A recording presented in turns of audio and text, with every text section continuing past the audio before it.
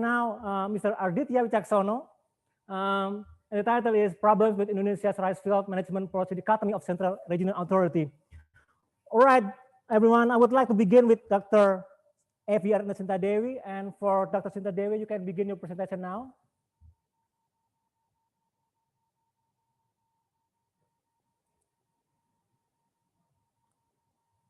Dr. Evi Aratna Sinta Dewi, are you with us? All right. Thank you for the time. Is anything fine with your signal? Hello? Dr. Sinta Dewi? Yes, I'm here. Can you hear me?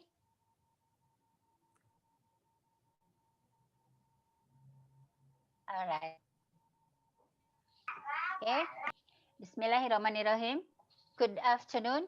Thank you for the time given to me. I am honored, also grateful for the opportunity given to me to be able to disseminate my study with fellow scholars. In this great opportunity, I would like to present our study titled Regional Election during COVID-19 Pandemic for whom we do this research together, me, Evi Ariadne, and my colleague, Benazir Bona Pratamawati. All right. As we realize, even though there are a lot of controversies, the government and political parties are unwavering to hold the simultaneous regional elections during the COVID-19 pandemic. In fact, beside public safety and health, there are two crucial things that concern the community if the regional elections are still being held during this pandemic. Specifically, the low level of participations and the increasing prevalence of money politics. Why? Because during an economic crisis due to a prolonged pandemic, where many people desperately need money for their daily life, a situation like this can trigger an increasingly massive practice of money politics, which of course, if left unchecked, the regional election will only produce corrupt regional heads, right? So another fact, election activities always involve gathering in large numbers, and this can accelerate the spread of the COVID-19 virus. Even if the government through the KPU regulation has tried to anticipate everything related to the potential for COVID-19 virus contamination during the Pilkada, the fact is that the enforcement of rules and control function over this regulation has proven very weak. One of them can be confirmed from the behavior of the candidates for regional heads who mobilize their supporters when registering with the KPU. Whereas the KPU in the KPU regulations, it is clear that this is not allowed. Yeah, even an online registration open has been provided. So these articles try to reveal how people perceptions and knowledge about the 2020 simultaneous regional election will take place during a pandemic. Uh, we have made a small literature review that the COVID-19 crisis has caused destructions of human life in the world, especially in the economic and health systems. In various countries, the crisis affects the democratic process, especially countries that carry out elections. So it is imperative that in these challenging times, public authorities, political parties, election candidates, civil societies, and the international community join in efforts to protect the health of citizens and the democracy in their countries. So, elections are important. Elections are important element of this response because it is a mandate of the law and as a means the rule of law. So mishandling or overcoming election during the COVID-19 pandemic crisis can lead to long-term decay of fundamental freedoms, power, and rampant corruption. So the electoral leaders involved in handling this crisis must act decisively and transparently, continuing to plan with what will happen next. Last is election typically involve large gathering of national scale, not only on election day, but also, for example, during voter registration and campaign activities. So these activities increase the number of direct face-to-face contact, resulting in the risk of transmitting the disease both directly and indirectly. Now we talk about the methods. Actually, in the first planning, this research was qualitative research, which aims to find out what things the community needs to anticipate in facing the local election during a pandemic. But by collecting the data, the main data through in-depth interviews. Yeah. But since the COVID-19 pandemic did not allow researchers to go into the fields to interview informant directly, researchers turned it into the quantitative research by distributing questionnaire online to get an idea of how people's perception and knowledge about the 2020 simultaneous regional election will take place in during a pandemic. The questionnaire was made on Google Form and distributed on 26 till 28 August using the convenient sampling techniques. Why? Because the distribution used the introductory channel, specifically the network of our friends' WhatsApp group. However, as much as possible, the researcher distributed this questionnaire to network in which cities were carrying out the Pilkada. And then there were 380 respondents fill out a questionnaire, and we using the Slovene techniques, it was found a sample size of 198 questionnaire with an error rate of 5%. And statistical data processing, we use the SPSS application, which also calculate regression. The result of data processing show that all data have met the validity and reliability. From the result of the data processing, there were a slightly smaller demographic of respondents, men than women. Women, we have 51%, and men, 48.8%. About the education, the most recent education of respondent was graduate with the percentages of 51%, and then followed by masters, 19.5%, and then high school. Doctors, we have doctors respondents 9.8%, and the rest are junior high school graduate or equivalents.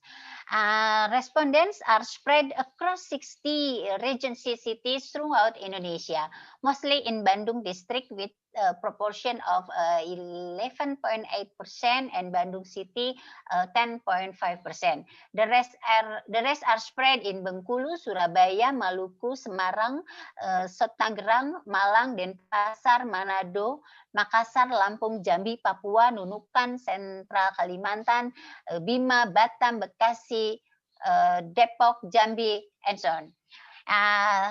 This research show the data that first, we want to know about the habits of people seeking information.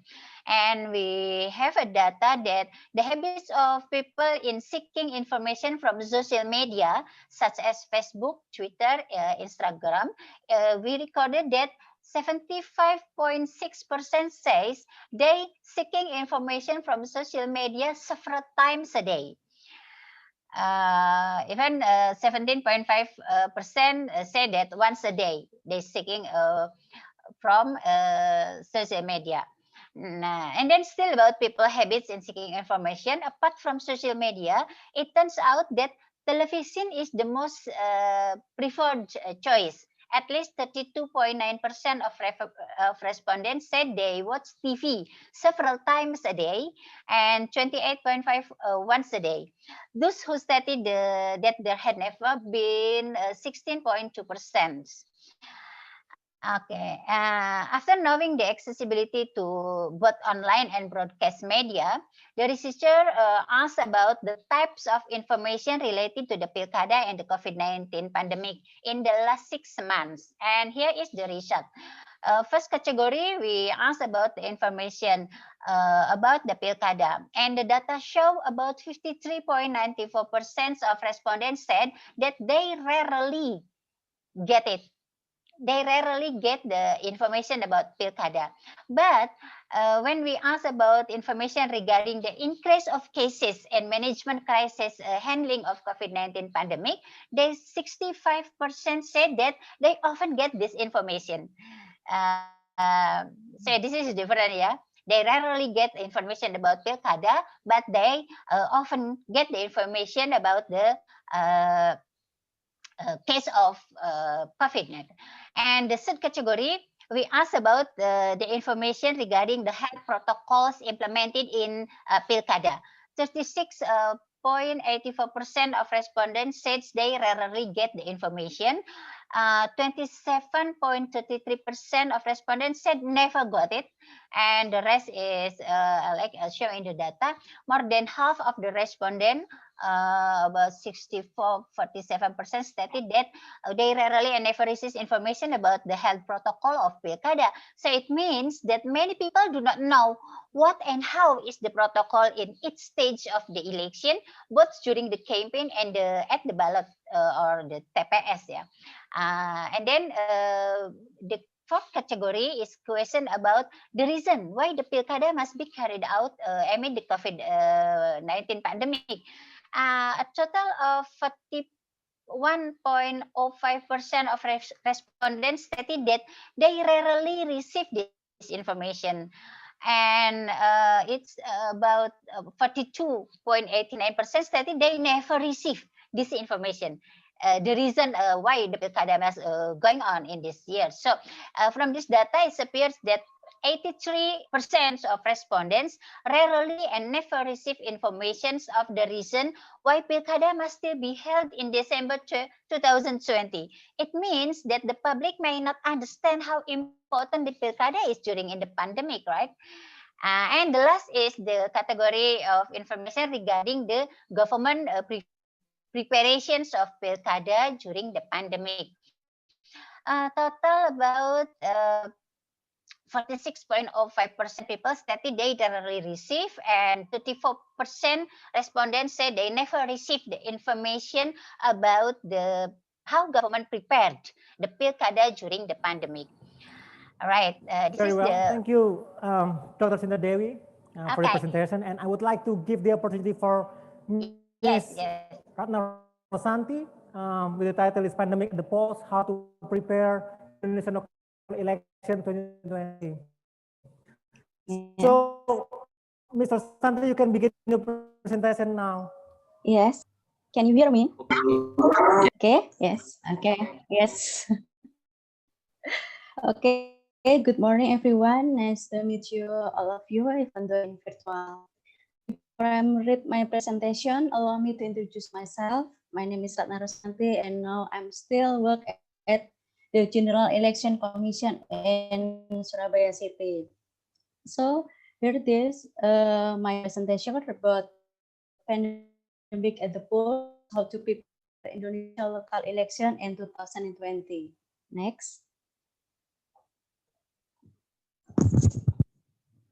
Next.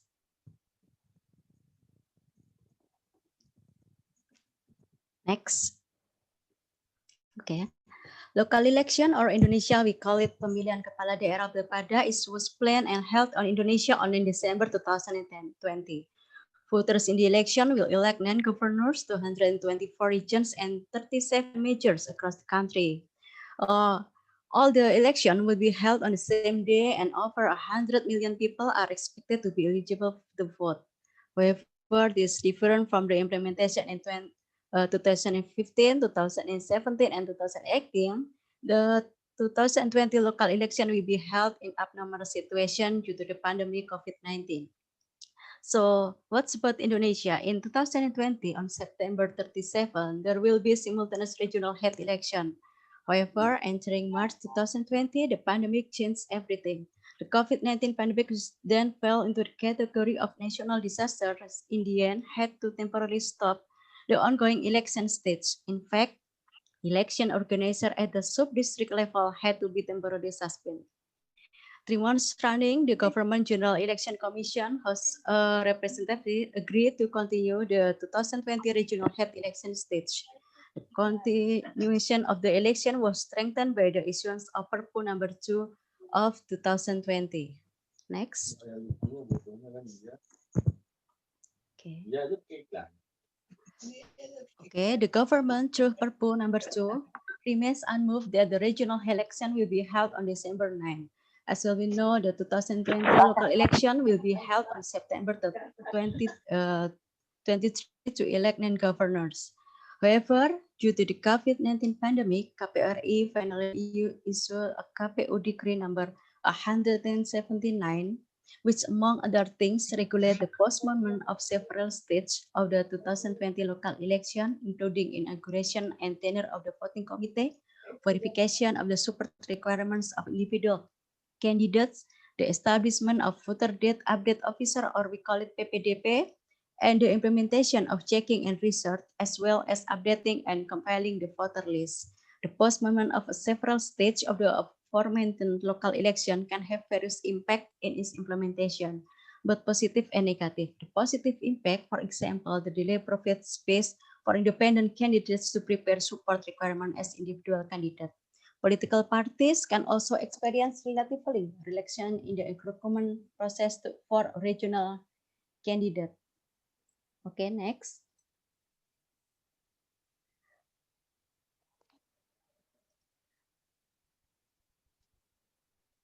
The problem is that positive impact is not too significant considering that deadline for changing the implementation schedule is only 3 months from 30 September to 9 December.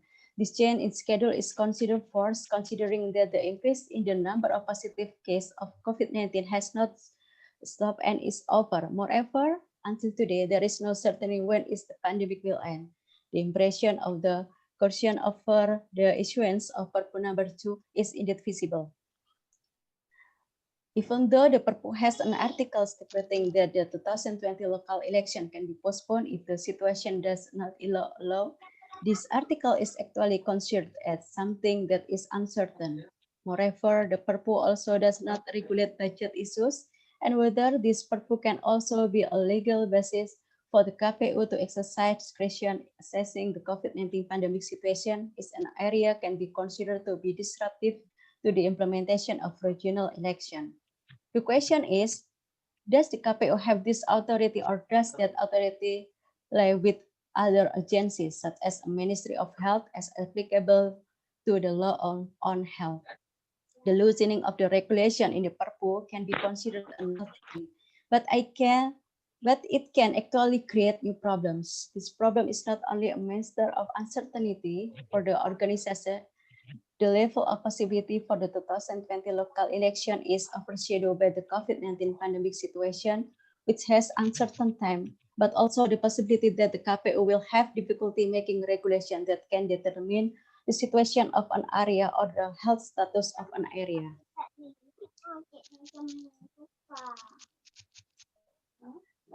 For literature reviews, the literature that I use the material consideration in writing articles related to election in this pandemic are included thesis written by Erifan Manulang on the implementation of election during disaster, and also from Antonio Spinelli that's writing about election in South Korea. The thesis written by Erifan Manulang says that the authors basically conduct research into disaster location, namely Karo and Sidoarjo Regency. The reason for the selection of the two locations is because there is a common condition, both of them, namely the impact of natural disaster that result in residents in the area having to evacuate or relocate the new place.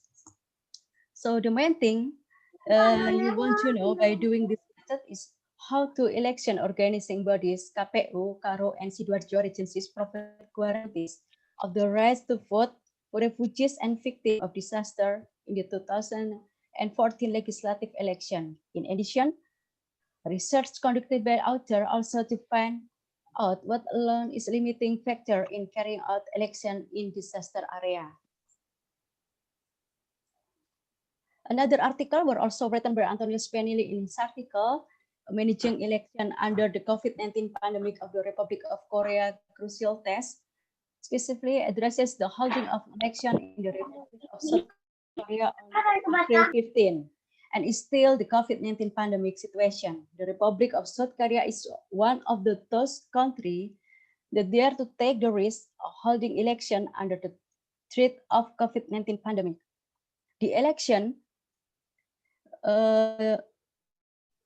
he said that NEC quickly announced several extraordinary steps to minimize the risk of transmission of the virus when a vote was held. The steps are: first, encouraging initial voting; second, ensuring a safe environment for voting; number 3, communicate intensively with the public; number 4, maintaining transparency of the voting and counting process; number 5, adaptation related to method campaign that were previously carried out conventionally are changed by utilizing digital technology.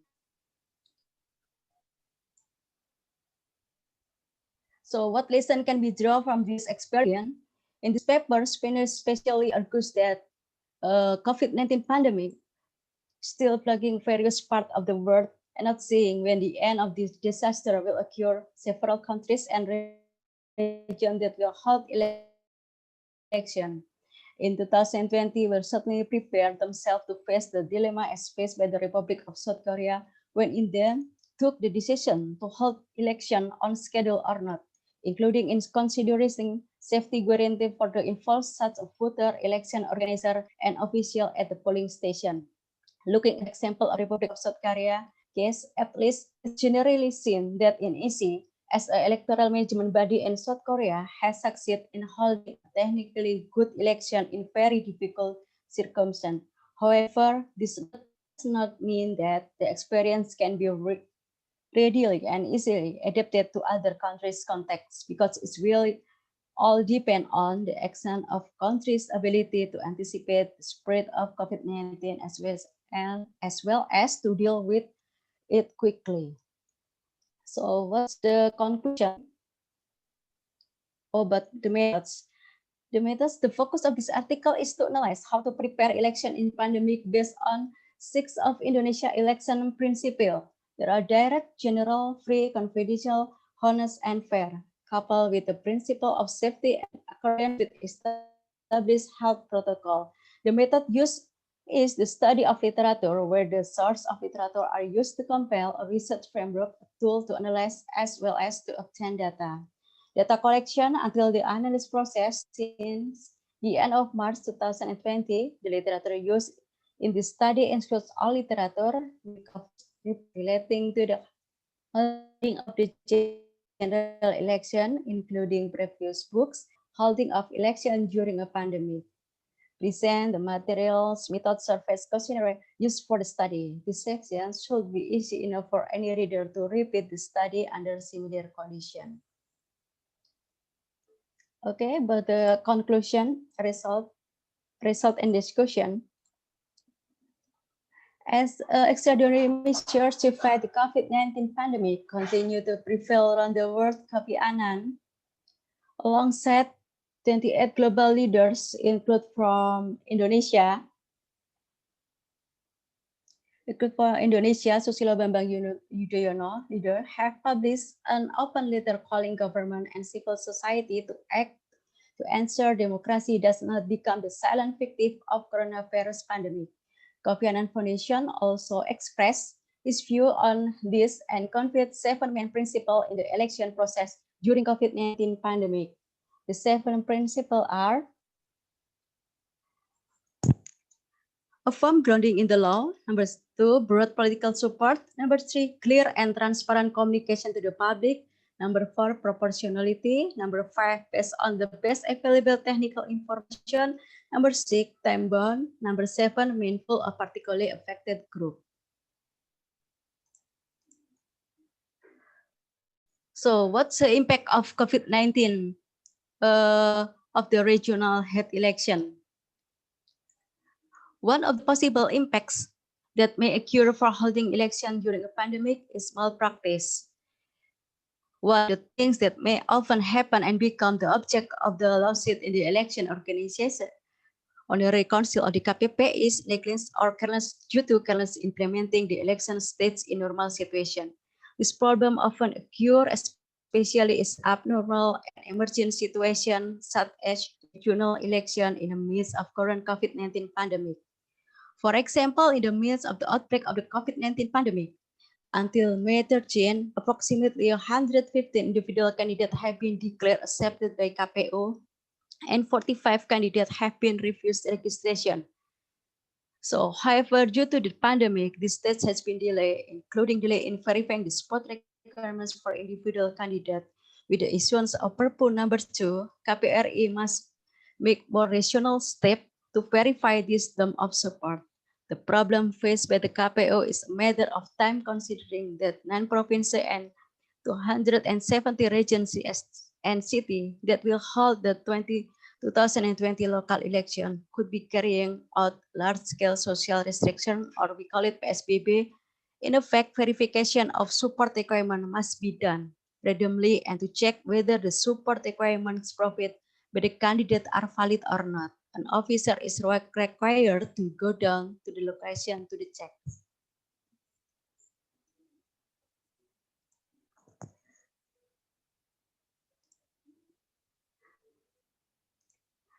Another problem that could lead to malpractice in 2020 local election is registration and updating of voter data.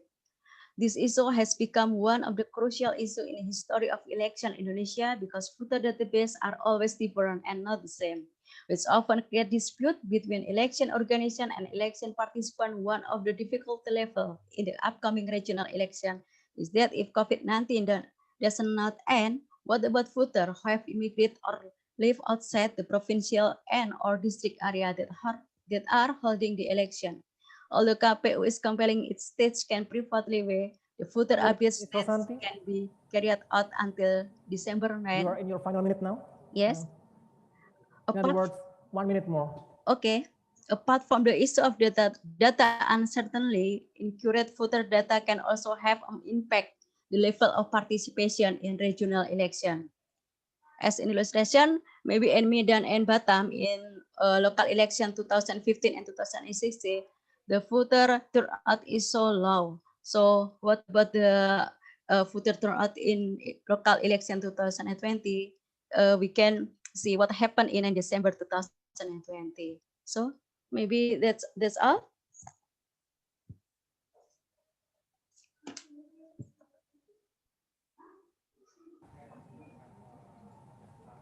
All right.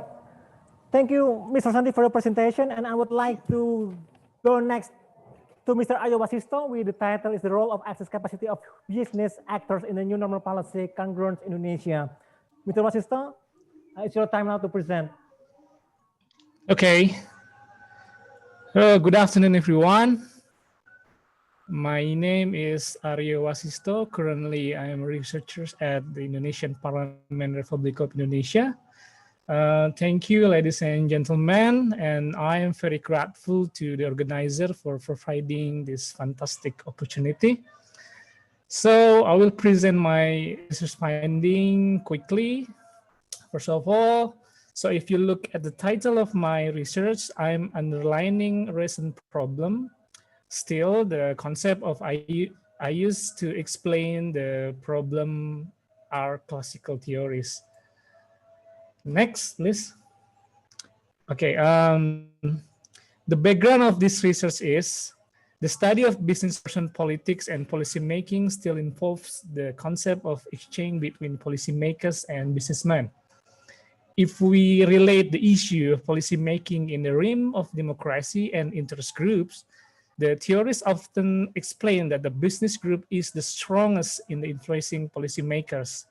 For example, if we imagine yesterday the omnibus job creation law was just legalized by the parliament, it giving a picture of the reality of the conflict between workers and business owners. Meanwhile, in the pandemic situation, the new normal policy show a confrontation between paramedic wills and the government, which is actually part of advice and influence of business owners. But in certain circumstances, as Vogel said, such as economic crisis and disaster, not all business people get what they want from these processes. Many things explain these differences in cases.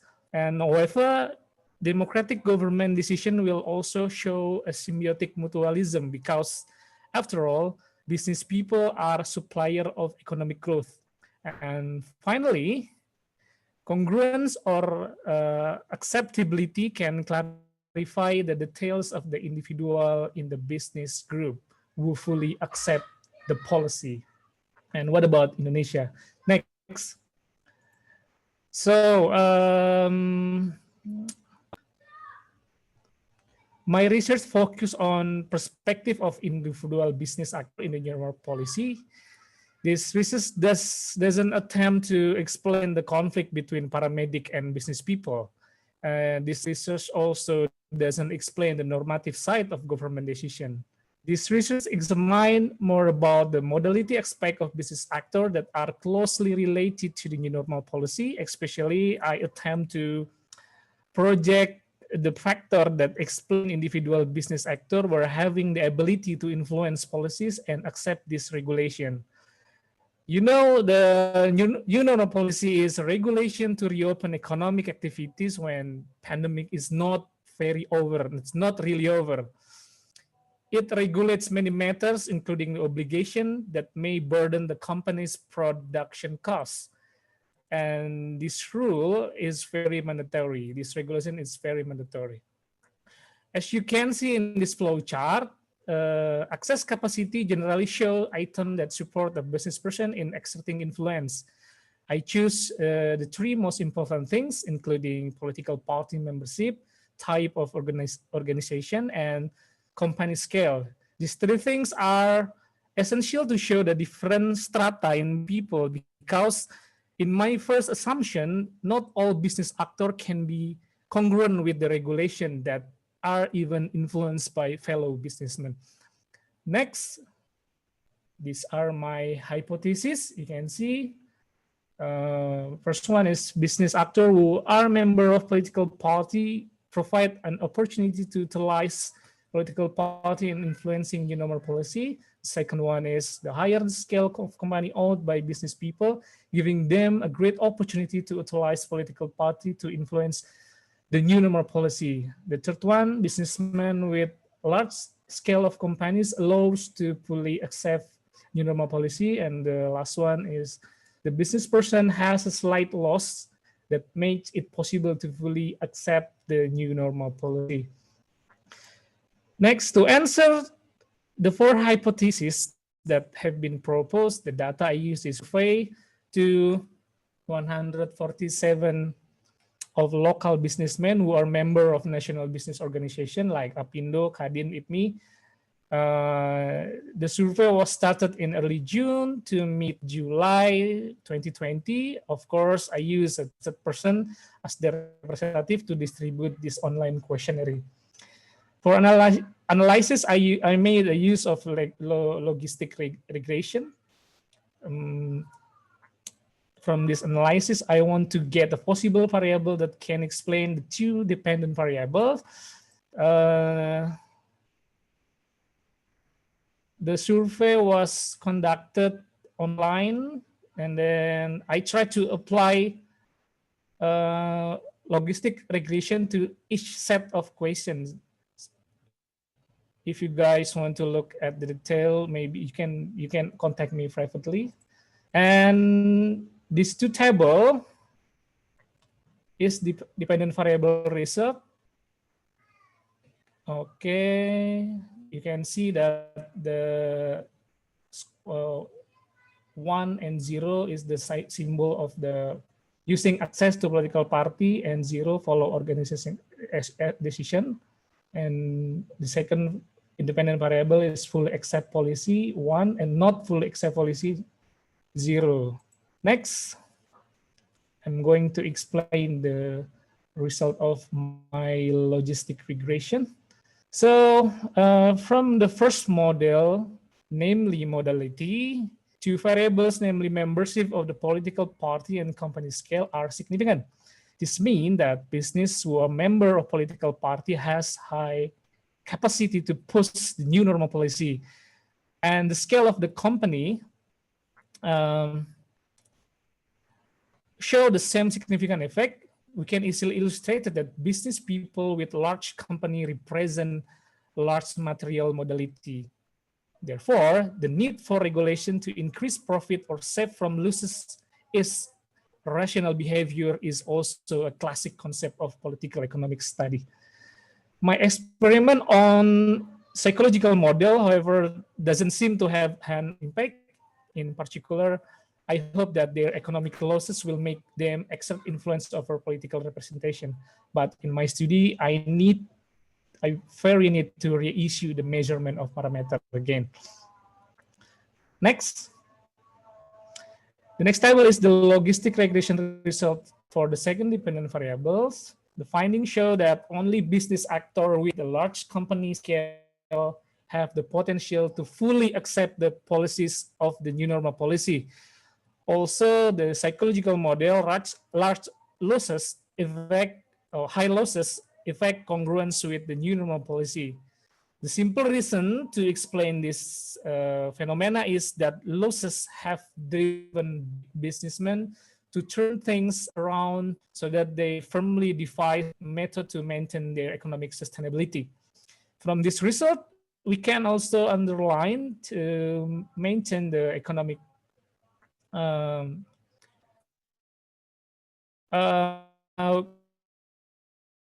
the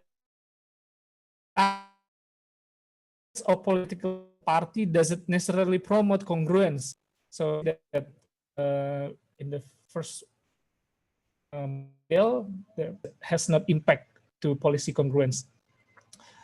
In general, the company scale variable has become the most important aspect of influencing policy because it represents an interchangeable modality. This research show that the research show that influencing policies, modality, and capacity access are not owned by all business people. It is possible if a policy jointly decided by business people only benefit a few big or larger business actors or rich business actor. Although in official channel, national business organization play an intensive role. So next, in conclusion, business interest groups have a strong ability to influence policy. Still, not all individuals in business group have adequate access to a political party. And the company scale has illustrated that it allows interdependence between policymakers and business people, because material modality is the best thing in a democratic society. As a rational choice to the theory say that money can be exchanged for other things. So I assume that the new normal policy involving group business people and health issue is only half consolidation. We can see the interdependence between business group and policymaker is still happen. The concept of this chain same with the other country. Okay, that's it, my presentation. Thank you for attention. If you have a question, I'd be glad to answer it. Thank you very much. Thank you for your very efficient presentation, Mr. Wasisto. And you're welcome. I have 2 or 3 minutes more for your presentation, but you're finishing before that time is up. Now, the last 2 presenters is Mr. Christian Widya Wicaksono and Mr. Arditya Wicaksono. I would like to begin with Mr. Christian Widya Wicaksono. The title is Non-Structural Institutional Design and Anomaly Practice in Indonesia. Mr. Christian Widya Wicaksono, the time is yours now. Okay, thank you very much. Allow me to begin this presentation. The title of my presentation is Non-Structural Institution Design and Anomaly Practice in Indonesia. Okay, we can go to the next slide, please. The outline of the presentation is like usual. We started with introduction, literature reviews, methods, and then followed by result and discussion.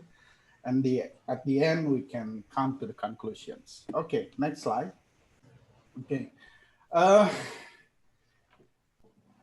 would like to start this by saying that why I start to do the research on non-structural institution in Indonesia, since the problem is related to there are some collide functions between non-structural institution and structural institution in Indonesia.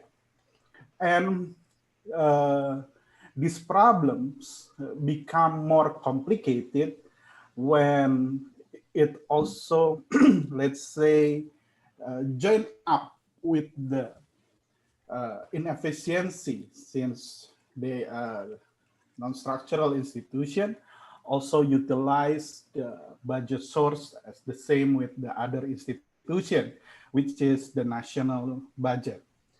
And then secondly that I would like to emphasize my point is there is no precise regulation, even in let's say in our constitution, in our basic constitution, is not provide the limitation or guidance norms for the establishment of non-structural institution. And then the primary regulation is not exist. It's not exist. Even the establishment itself, this establishment of LNS, it has 3 different regulations. First is the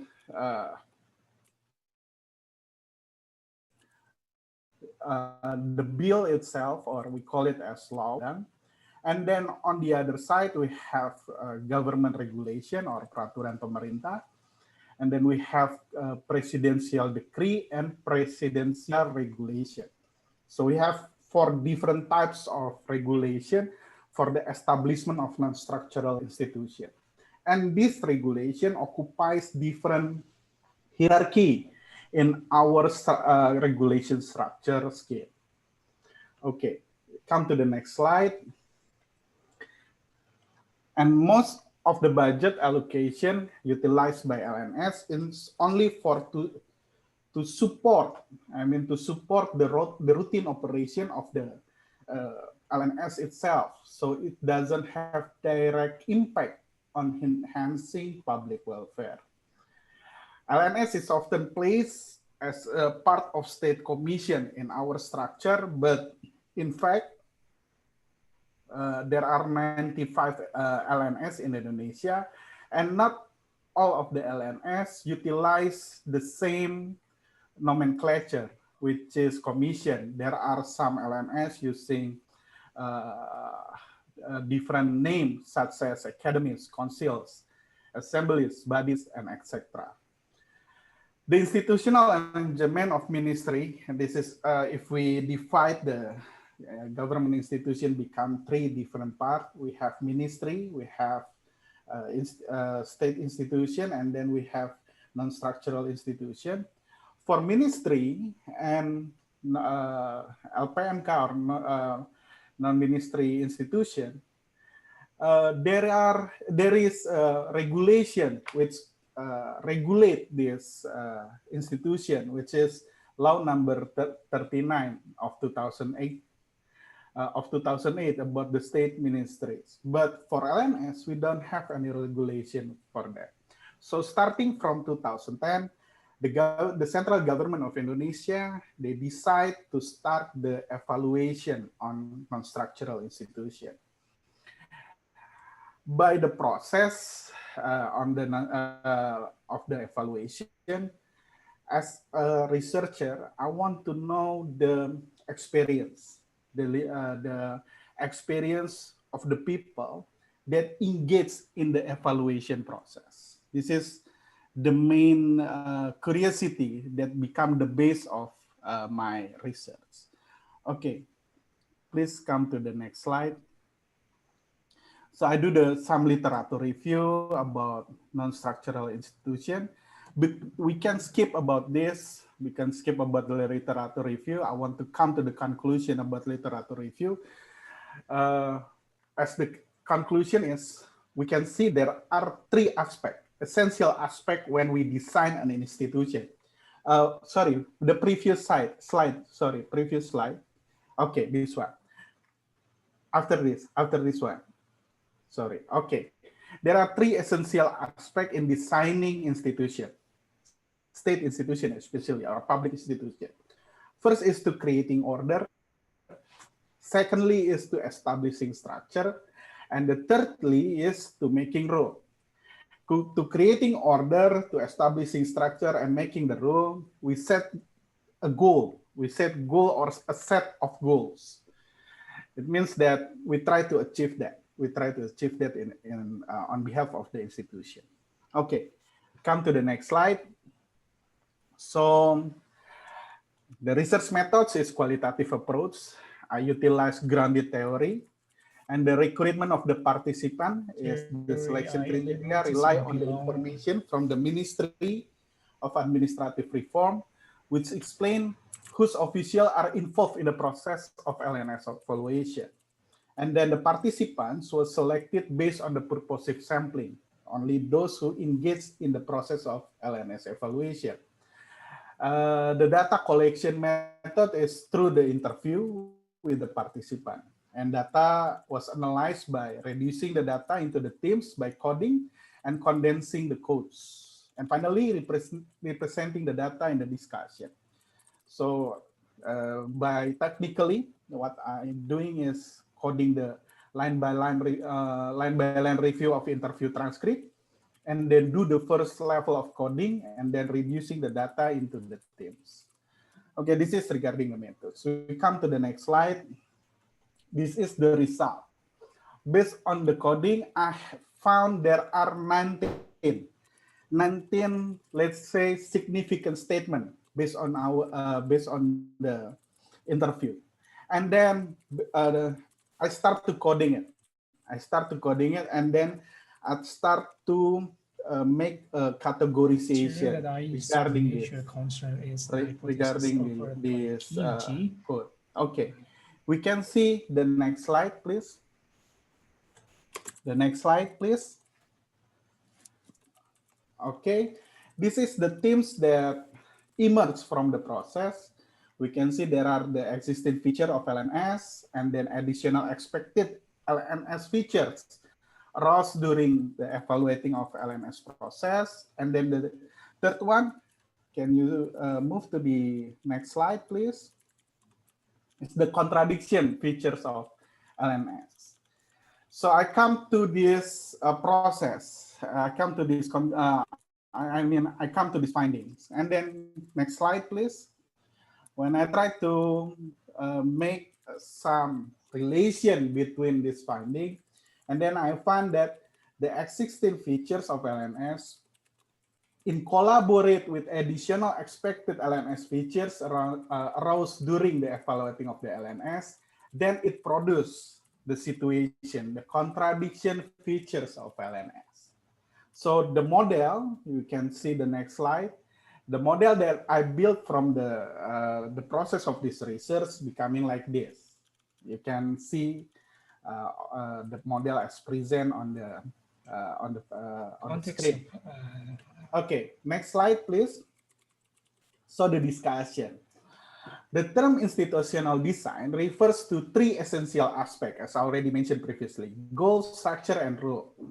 The term anomaly practices reflect the participants' experience that there are several practices which contradict with the LNS institutional design. Institutional design to achieve, institution designed to achieve a specific goal.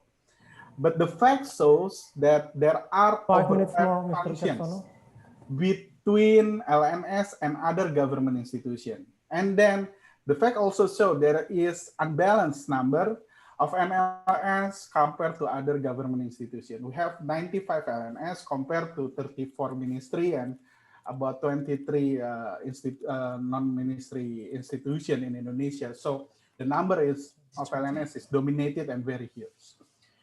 And then LNS is an ad hoc organization created to deal with the specific problem and that cannot be overcome by existing institution. But what happened in the practices, In the practices, LNS is not acting as a ad hoc institution. LNS continues to develop their organizational units in the structure as done by an organization that tries to maintain their existence in the long term. So we have ad hoc institution, but they act as an institution that will be exist for the long term. Okay, next slide, please. Non-structural institution is categorized as formal institution since this institution governed by written rules and regulation. The anomaly is the lack of rules that can serve as strong basis for LNS. Since based on the interview, we found that there are 3 different rules from 3 different hierarchy of Indonesian legislation. It is also resulted in the difficulty or obstacle to institutional change in LNS. Because if we want to, let's say after the evaluation, we recommend that some LNS should be dissolved or banished, let's say like that. But it is hard to do that because what? Because LNS is established under the law. So the government, let's say the president, cannot take this decision to dissolve the LNS without any consideration, without involving the DPR, and will be in the future. It will be require a very long and complicated process to dissolve one LNS. We have about more than 70 LNS is formed under the law, so it's quite complicated, the process is. And then LNS is a rule-based institution. There is a contradiction of LNS definition in this situation. Independent institution in the one side, but non-structural institution outside the government. It means that the motivation to form the LNS is not coming from the government. It's not coming from the government. It's coming from the external government. So some expertise, they gather there and then they find the idea that we must establish an institution that can perform something over there, and then they start to propose this kind of institution to the government. You said that LNS is an independent institution. You are in your final minute, Mr. Wicaksono. Okay. Then the LNS financial resource should not be from the national budget. And the anomaly increasingly apparent when LNS independent or free from intervention. Okay, let's come to the conclusion. Please, the next slide. Okay.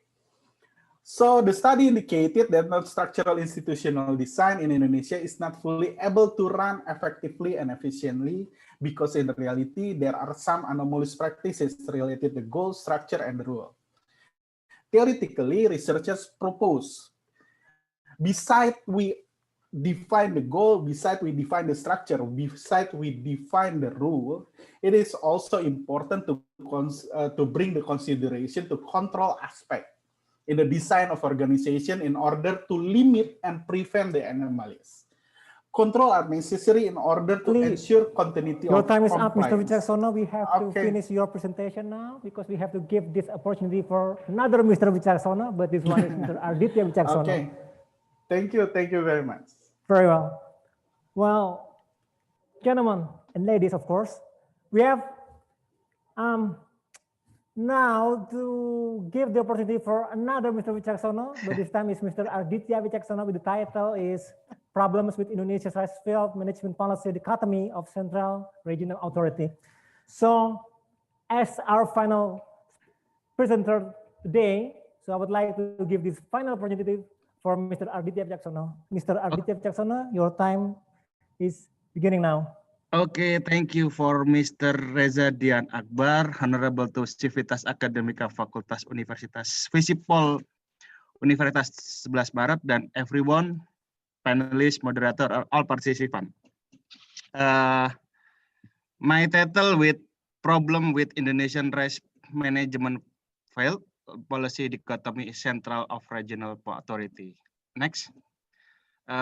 Based on research in 2018 with Agricultural Institute Bogor, join in ATR BPN. But my introduction, conversion of land use function from agricultural non-agricultural occurs almost to all countries in the world, including Indonesia. The all land area does not increase while the demand for land between sector is getting higher. This has lead to competition to land use. The number of people who need rice is increasing to that rice availability is a priority. This mathematic is number 3, 225 out of 500 regency in Indonesia have established its LP2B in the regional special planning regional regulation.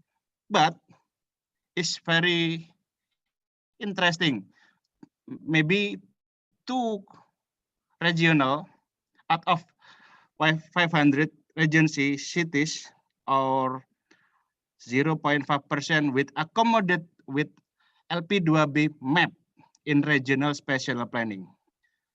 This is based on result on RTR review in national Indonesia. There are local government perception that LP2B can interfere with investment and not provide to additional PAD, local income in regency. And the 5, the agricultural sector is considered less profitable. Many farmers sell this land. Thus, accelerated the conversion of function. Next. Maybe I just bagaimana solve the sustainable agriculture work. Basic LP2B policy Indonesia as agricultural country needed to guarantee independent food and supply.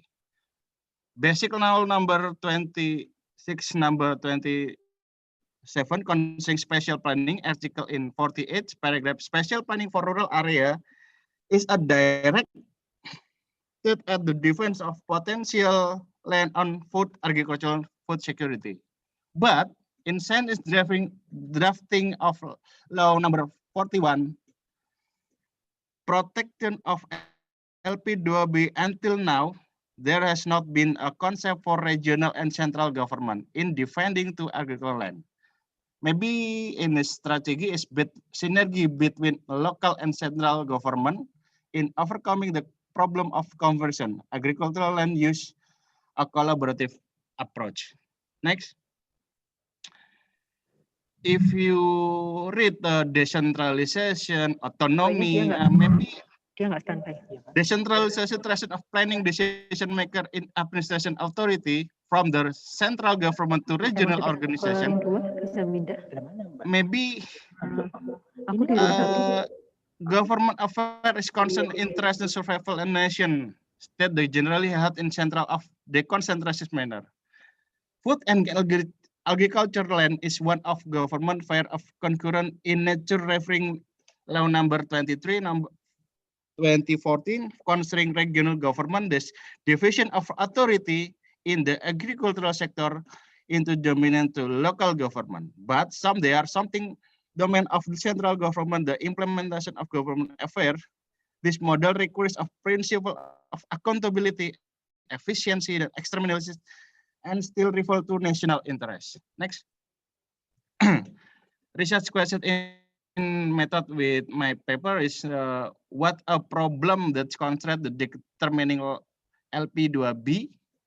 This study used the qualitative method with a case study approach in 5 rice producing province in Indonesia with experience significant change of function.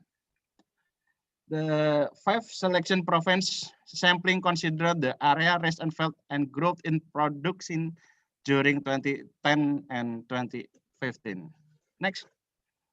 Result and discussion, maybe 1, priority of land use in each local government is determining LP2B is still limited to an approximate assumption, where this figure has not been supported by accurate data and spatial analysis with change in land use.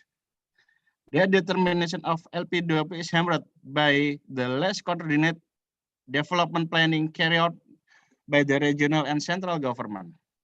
Next. two factors about a delay implementing LP2B in the region include the first, still a domain the government where the Ministry of Agriculture and Office with agricultural land to be maintained to sustainable meanwhile the high competition of land discussed at the rate of conversion of agriculture and increase. Second, the Ministry of Agriculture has not yet established the standard operating procedure on how to disseminate the planning and determination of LP2B to practice to land has been designed on sustainable food agriculture. Next. Next.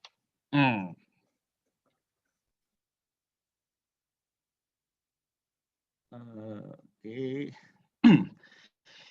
If you reverse my table description to 7 aspect refer to law number 41/29, include planning, stipulation, guidance and control, information system, financing, and communication participation with farmer. Not all local government implement. Maybe best practice is not 70%, 70% is not able to any others in the local government. This is fact is very, very dangerous for a big country, big agrarian structure in Indonesia. Next. Spatial planning as alternative solution. Refers to 75 of number law 40/2011-29, which has not stipulated KP2B, LP2B, LC2B shall be adjusted within 2 years from the promulgation of this law. This meaning this article is more to force the local government to plan cultivative area, especially rice field in sustainable development program in each district and the city. Next.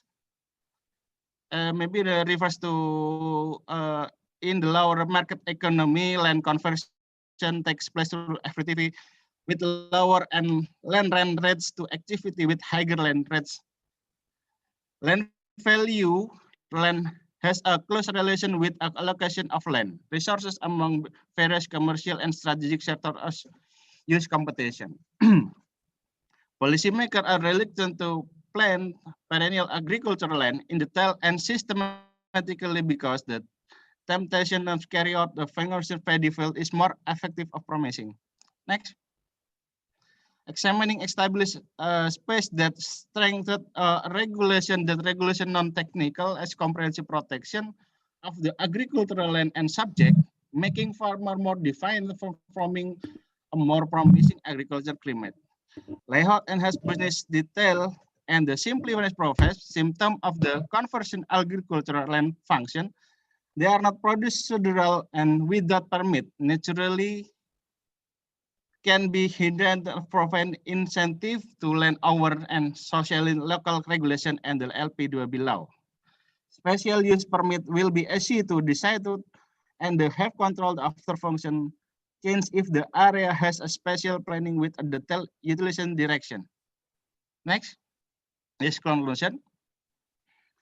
Division of authority has not been optimal because the delay in implementation LP2B.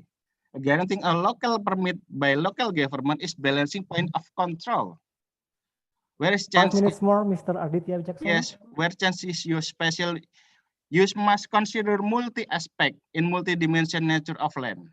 A provincial agency city as spatial planning and detailed spatial planning in accommodating LP2B will be reduced the of conversion paddy field. Okay, thank you for everyone. Time to Mr. Reza again. Thank you, Mr. Aditya Wicaksono. Have a good luck for you. Well, everybody, we have already finished all the presentations from 5 presenters here. Now let's have a look at the questions we have for all the presenters. At the moment, we have 3 questions. First one from Agus Wahyua Dianto, and the questions for Dr. Evi Aryatna Sintadewi. I would read the question for you, Dr. Sintadewi. How far you answered the research question about what are the public responses related to election plan, and why did you limit the indicators into agree-disagreement and KPU, or General Election Committee, ability to ensure public health? That's the question for Dr. Evi Aryata Sinta Dewi from Agus Wahyu Adianto. And the second one, I would like to carry on for Ms. Ratna Rosanti. You have a question for Citra Nugraheni Putri Widodo. And the question is, based on your presentation, you use systemic literature review method. Then what's the novelty of your paper? Thank you. You're welcome. The last one, another question from Mr. Agus Wahyu Adianto. And this one, Mr. Agus Wahyu Adianto would like to ask Mr. Aryo Wasisto. And the question is, what indicators did you use to measure level of concern of COVID-19? And which theories did you use to build these indicators?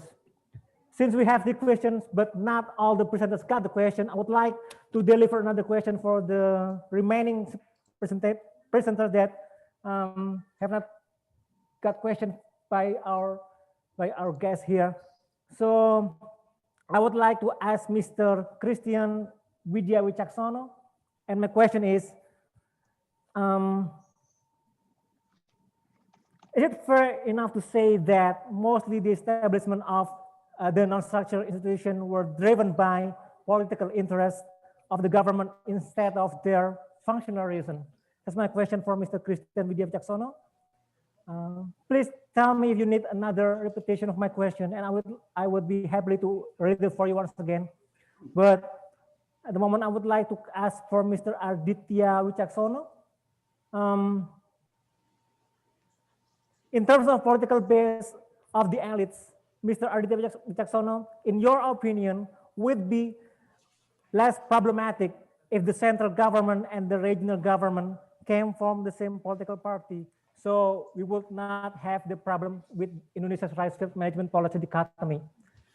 All right, we already have 5 questions for 5 each presenters. So in the next 20 minutes, I would like to give the opportunity for all the presenters to respond to these questions. Maybe in this section, I would like to begin first with Ms. Ratna Rosanti to answer the question. Okay. Mr. Rosanti, Yes. your time is beginning now. Okay. Can you hear me? Okay. About the novelty in research conducted by previous researcher, what happened is situation where elections are held in a state of natural disaster. So it's so different to handling and implementation of election. If the election in situation like now, that's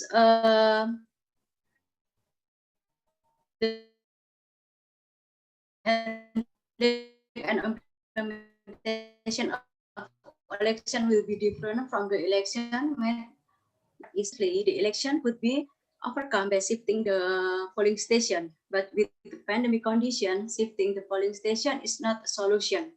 The main solution offered by KPU was to keep the voting at the same polling station, but with strict health protocols. This is what I saw from the election procurement conducted by the KPU. So, namely by procuring personal protective equipment, not only for voters, but also for the organizer in polling station. In addition, there are policy changes made by the election administration at every stage of the election, such as during the campaign and during voting days. I think that's all. The novelty different about the election in non-natural disaster and natural disaster. Thank you, Ms. Rosanti. Next one, I would like to give the opportunity for Mr. Aryo Wasisto. The question is, what indicators did you use to measure level of concern of COVID-19? And which theories did you use to build these indicators? Thank you, Ms. Aryo Wasisto. The time is yours now. Okay, thank you. Wait, I'm looking for my journal first. Okay. Okay. The theory that I use to measure the concern to COVID-19 is the hypothesis offered by QG and friends, published in 2020, with a journal entitled "A Nationwide Survey of Psychological Distress Among Chinese People in the COVID-19 pandemic, which first described a survey about the level of concern about frustration levels and decreased happiness levels after the COVID-19 pandemic was declared as a global pandemic. Their state of great depression made them urge or push the government to make change the situation, especially to accelerate vaccine production. In my context, in my research, I hope that the concern of business people to COVID-19 will reduce their intention to encourage the new normal policy. But however, it could not be interfered with their preference in the economic field. In fact, I assume the lockdown can make them more frustrated. So it's related. It's very related to the businessman behavior. So mereka lebih takut kepada kehilangan kerugian daripada COVID-19. Thank you. Thank you, Mr. Wasisto. And now, Dr. Evi Aryatna Sintadewi, I would like you to answer the question. How far you answered the research question about what are the public responses related to election plan, and why did you limit the indicators into agree, disagreement, and KPU or general election committee ability to ensure public health? Your time is beginning now, Dr. Sintadewi. All right. Thank you, Mr. Moderator. Yes, Pak Agus, thank you. Yeah, we have changed our research design for the one we planned before. Yeah, so actually we cannot answer the planned research question, and we plan to continue the research by doing further research, which will employ the qualitative approach to answer that research question. Yeah, but the use of strongly disagree to strongly agree scale in our questionnaire aim to measure the respondents' perceptions of the officers' ability to guarantee and ensure the public's health during the election process and the pandemic situation. Yeah. Now, and then according to the study findings, this is the interesting one.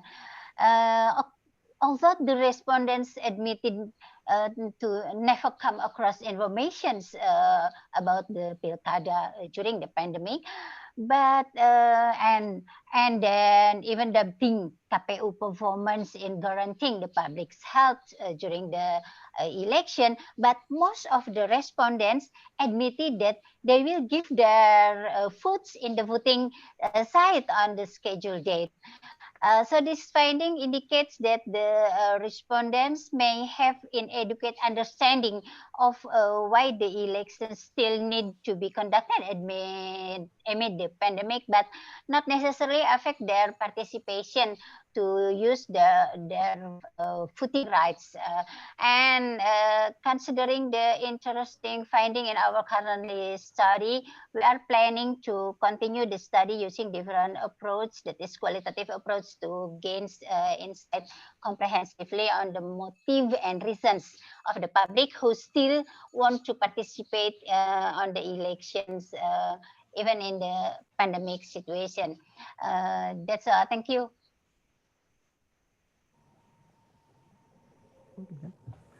All right. Another pick between two Wicaksonos now I'm having now. Well, yeah, maybe I would like to begin with Mr. Christian Widya Wicaksono before Mr. Arditya Wicaksono again and again, ending this session.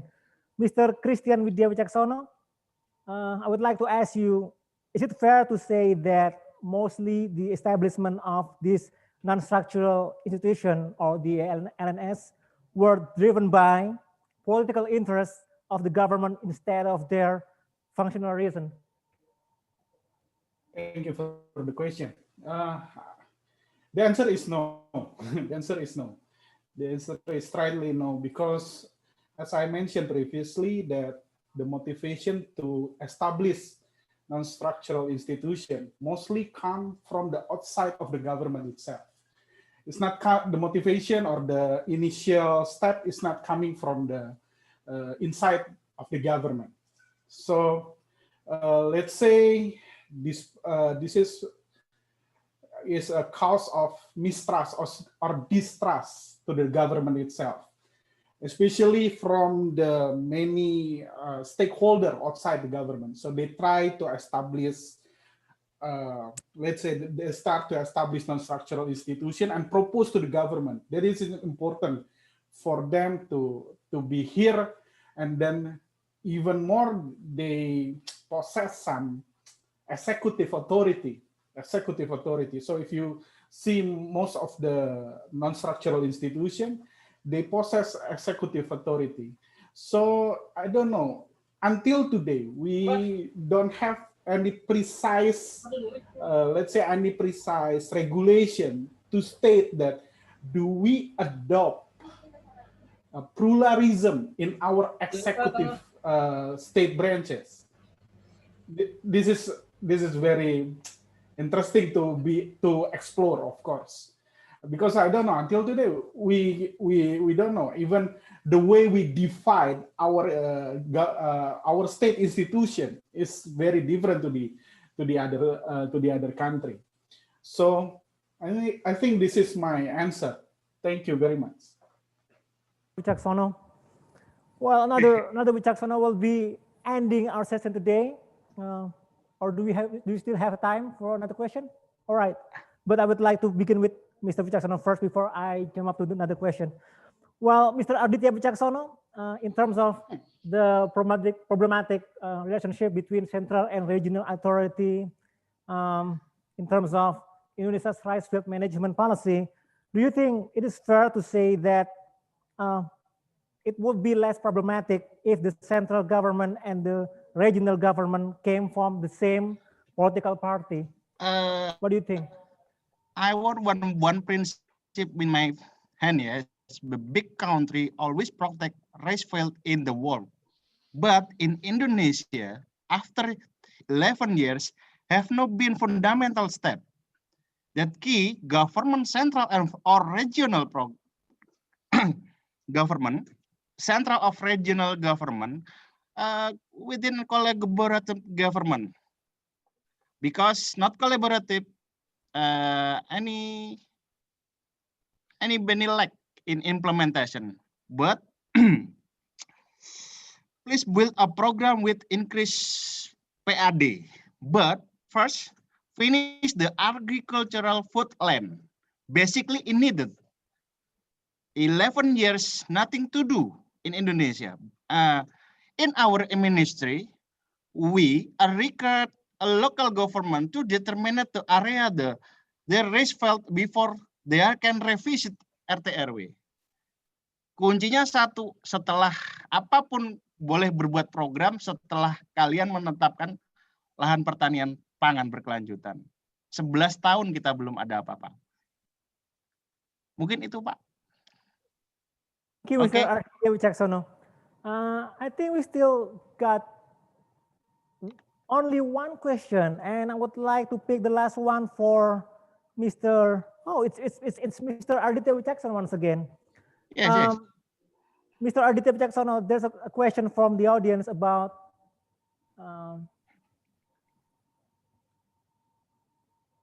hold on a second.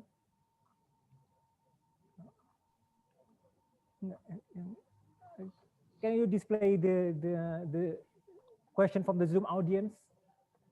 Asih Sasomo ya? I think it's the question from Asih Sasomo. What do you think about food estate program in Central Kalimantan and North Sumatra for food security in Indonesia? That's the question and our last question for this session, Mr. Aditya Wicaksono. Please be happy to end our session now. The time is yours.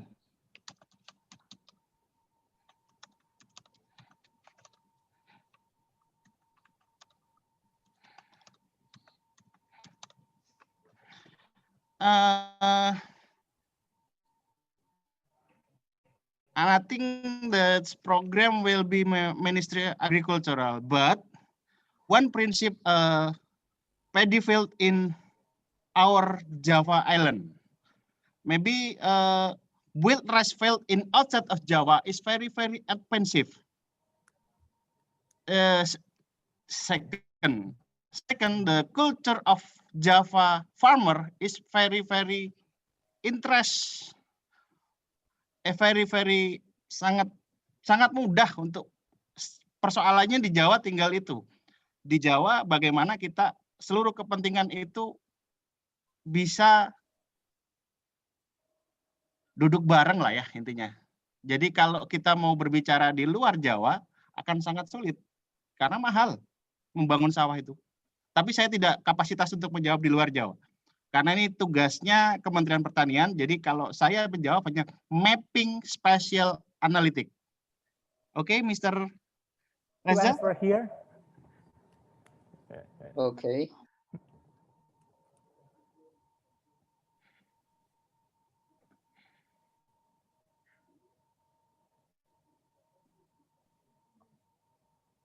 Hello. Hello. Yeah. Or that's problem is question.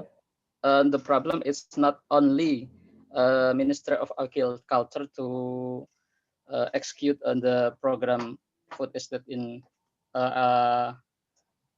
Central Kalimantan and North Kalimantan, but this is a program also on the Minister of Defense in Indonesia. How about it? Never mind. Well, it's okay, Mr. Wicaksono.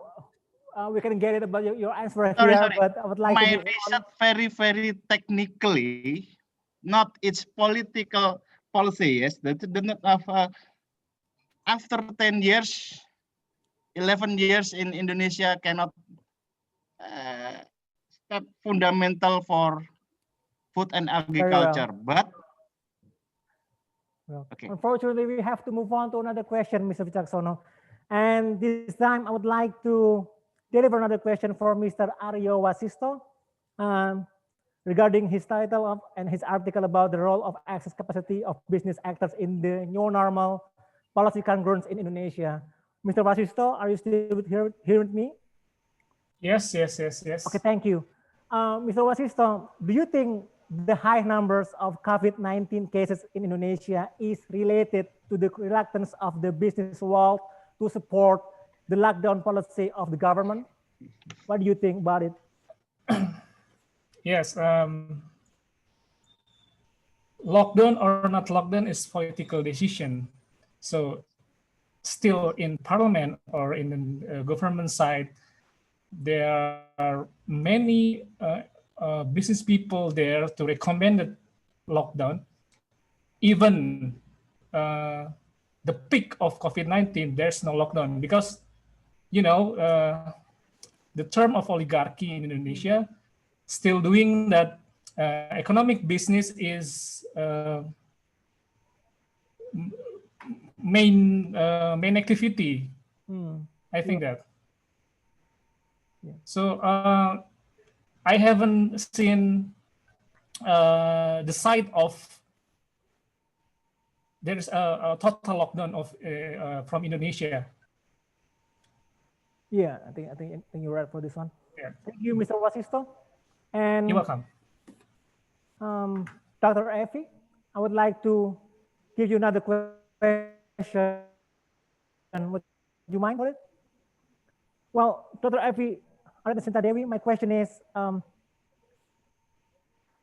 do you think it's more about the political interest of the elites or it's the representation of the general will of the people related everything about the regional elections during the COVID-19 pandemic? Because, you know, is that worthy enough to cost the life of people just for the political powers? Do you think it's that worth it, or do you think it represents more about political interests of the elites, or it's all about the general will of the people? Thank you, Dr. Sinta Dewi.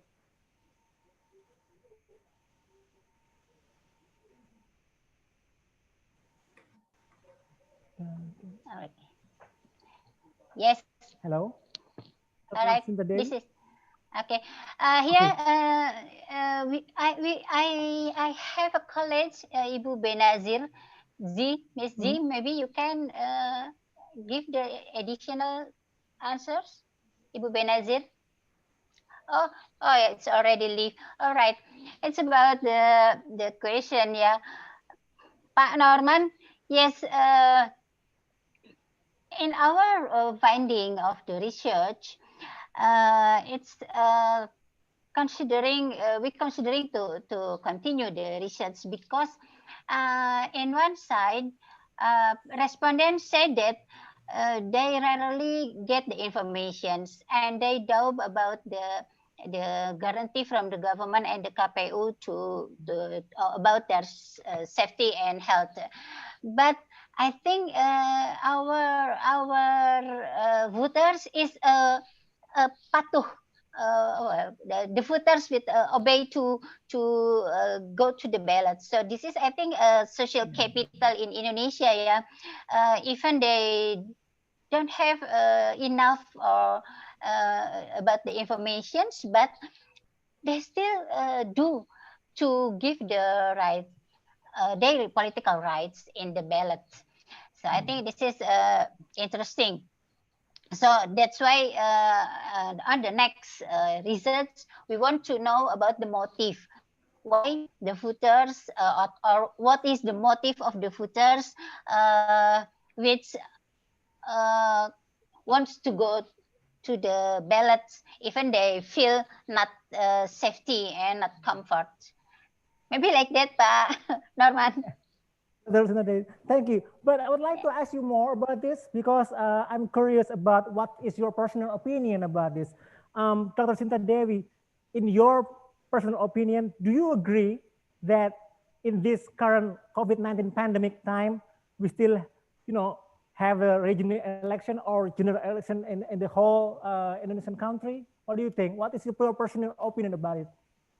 In my opinion, of course, I don't agree about the elections during the pandemic of it because there is no pilkada. The case is always increased every day, every hours. Yeah, but maybe that's why in my recommendation we suggest why don't our government to rethink or maybe redefine the regulation or to revise the regulation that in our article of Undang-Undang Dasar 45 there is no mention that the election have to implemented in a direct footing. Maybe in DPRD we can minimize the effect of the COVID-19 pandemic. So, but this is only the suggestion, the suggestion. But of course, the substantial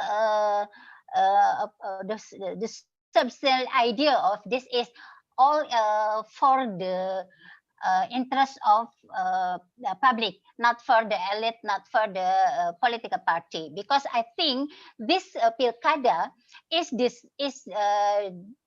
not for us. It's not for me. It's not for you. Yeah. It's I think for the elite power. Because on 2024 we have the next election of presidential election, and the political party have a very high interested to save and to make a shape in every district to save their voters. I think like that, Pak Norman. It is so interesting, Dr. Sinta Dewi, but would be more interesting to have a look how the General Election Committee responded about it. So that's why, for the last question, I would like to give this opportunity for Ms. Ratna Rosanti to answer.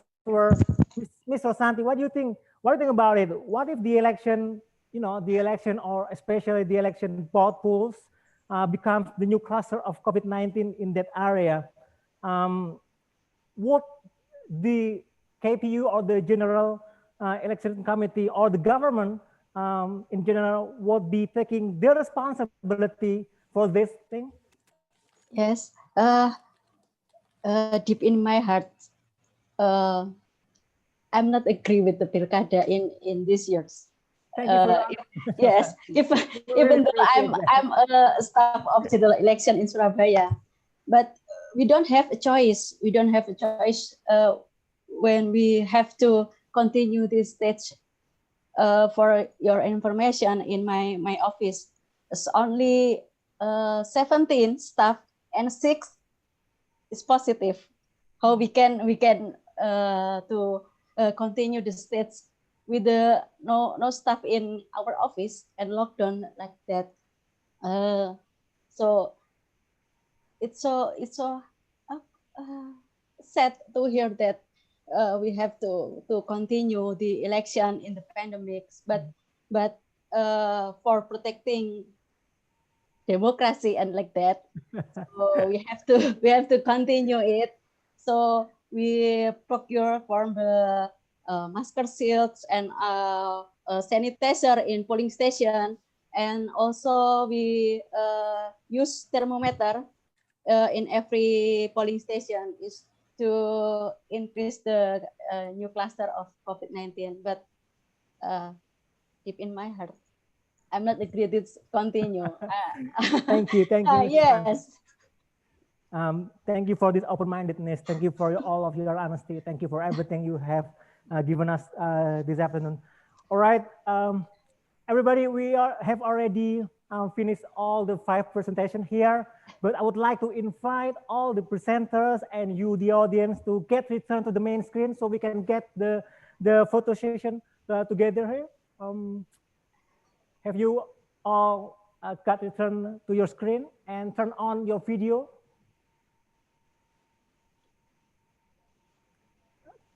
Can we check it? Well, for the last session, the very last session, I would like to ask you to give your best smile for the best shot here, so we can have a best picture here.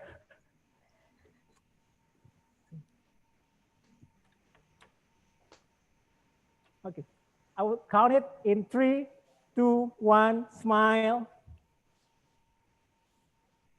Thank you, everything. Thank you for everything, everyone. It's a remarkable presentation. It's a very great question for all of you. It's a very special day for us, especially here at the 11th of March University or the Universitas 11 Maret Surakarta. Thanks for your participation here, and I would be very happy to meet all of you again in the next International Conference on Social and Political Sciences at the University 11 Maret or the 11th of March University Surakarta, Indonesia. We'll be meeting you again. Thank you very much and good day. Thank you. Stay healthy, Thank you, everyone. Pak Norman. Thank you for all.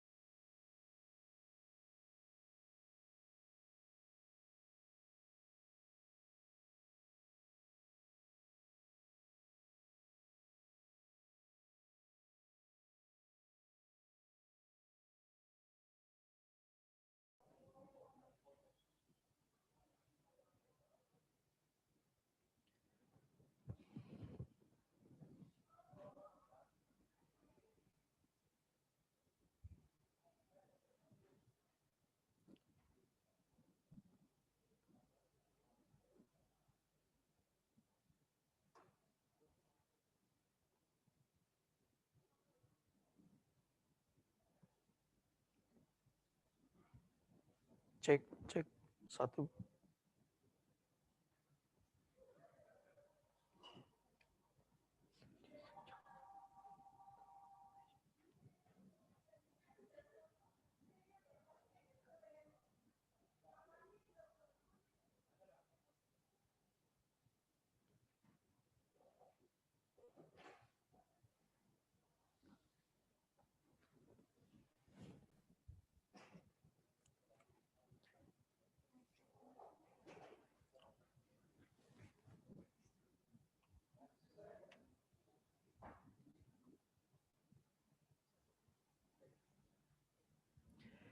Excellencies, ladies and gentlemen, there was the session for the 6th International Conference on Social and Political Sciences on the first day. Now, we have come to the end of the conference today. On behalf of the host and the committee, we would like to extend our deepest appreciation for all the supports and participation for today's event. We would also like to apologize for the mistakes and the inconvenience during the first day conference. Tomorrow, we will start our second day conference on 9 a.m. Once again, thank you and see you tomorrow. Wassalamualaikum warahmatullahi wabarakatuh. Waalaikumsalam warahmatullahi wabarakatuh. Waalaikumsalam warahmatullahi wabarakatuh. Thank you, everyone. Thank you. See you tomorrow. Thank you. See you. I just want to ask for the Thank attendance. you.